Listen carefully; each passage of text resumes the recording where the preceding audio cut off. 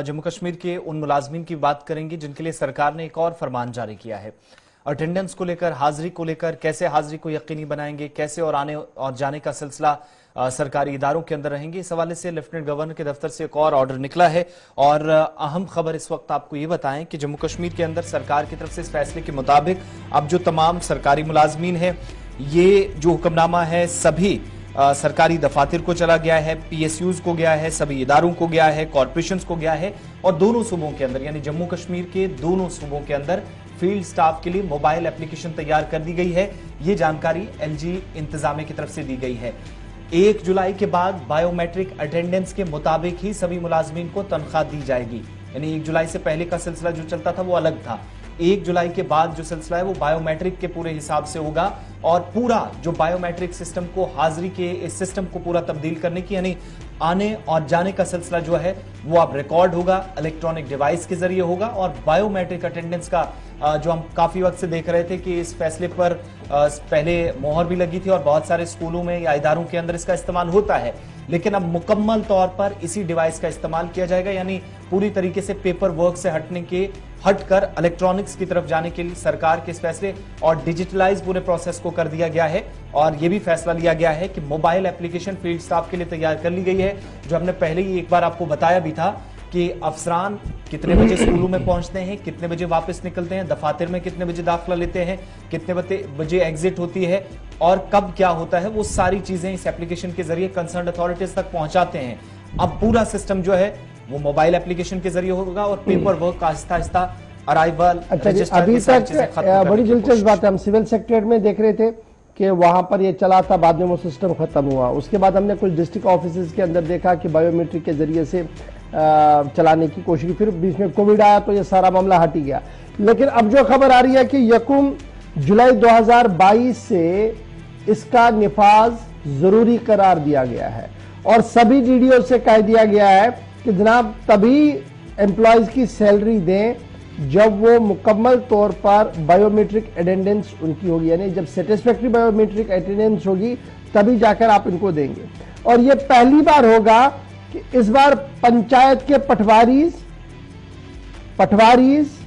Panchayat secretaries, police beat पर काम करने वाले फॉरेस्ट गार्ड्स, पुलिस गार्ड्स, उसके साथ साथ फॉरेस्ट फिशरीज के अंदर काम करने वाले लोग, ये सारे इस IT बेस के अंदर लाए गए। यानी शायद जो फील्ड वर्क करते थे PHE के एम्प्लॉयज, उन पर ये इतलाक नहीं था, अब उनको भी कर दिया गया है। पटवारी इससे मुस्तस्ना बहुत बार रहते थे कि वो अक्सर कहते थे हम फील्ड में, पर किसी को पता नहीं होता था फील्ड में थे या घर पर थे। अब फील्ड में भी होंगे तो बायोमेट्रिक करना पड़ेगा उनको। कैसे वो करना पड़ेगा, एक डिटेल ऑर्डर जो है वो जारी कर दिया गया है कल रात देर गए जनरल एडमिनिस्ट्रेटिव डिपार्टमेंट की तरफ से। सीधे श्रीनगर चलेंगे, इरफान फाजिल हमारे साथ है। इरफान, दफ्तरों के अंदर मुलाजमीन की हाजिरी को यकीनी बनाने के लिए इंतजामिया का बड़ा कदम है। माजी में भी हमने देखा कि सिविल सेक्रेटरीट के बाहर वो बायोमेट्रिक के स्टेशंस बनाए गए, चंद दिनों के लिए चले, बाद में वो हटाए गए। फिर हमने देखा कि डिस्ट्रिक्ट हेडक्वार्टर्स पर हो। आज एक बार फिर सरकार इस कोशिश में है कि बायोमेट्रिक से ही इस महीने से सैलरी जाए। कितनी तैयार सरकार है और क्या हर डिस्ट्रिक्ट हेडक्वार्टर पर इसका सिस्टम बनाया गया है? बहुत बहुत शुक्रिया गौर साहब। सबसे पहले अगर बात करें तो IT डिपार्टमेंट जो है इसके लिए एक बड़ा इंपॉर्टेंट रोल अदा करेगा। टेक्निकल गाइडेंस के साथ जितने भी मैटर्स होंगे उसे सॉर्ट आउट करने के लिए सरकार ने और उनको इंश्योर किया है कि वो वेरियस डिपार्टमेंट्स में जाके ये बायोमेट्रिक सिस्टम जो है इसको खड़ा कर दे। क्योंकि जैसे आपने खुद कहा, सेक्रेटरीट की बात करें या कुछ ऐसे दफातर जहां तो चल रहा था, बाद में धीरे धीरे कम हो गया। मगर आजकल आपको पता है सर कि मोबाइल एप्लीकेशंस का एक भरपूर खुमार है और उसमें देखा जाए तो कई सारी नई इनोवेशंस खड़ी हो गई है। अब आप अपने मोबाइल से किसी भी एरिया को ट्रैक कर सकते हैं, लोकेशंस देख सकते हैं, अटेंडेंस चेक कर सकते हैं, विद लाइव वीडियो उसको रिकॉर्ड भी कर सकते हैं। तो जिस तरीके से LG सरकार ने अभी ये फैसला लिया है, इसमें हम कहेंगे कि अभी एक चीज डेवलपमेंट भी है। देखिए, एक साइड से अगर इंश्योर किया जाए 8 घंटे का काम या 10 घंटे का काम, वो जस्टिफाई कितना सरकारी दफ्तरों में होता था, अब साफ तौर पर पता चलेगा।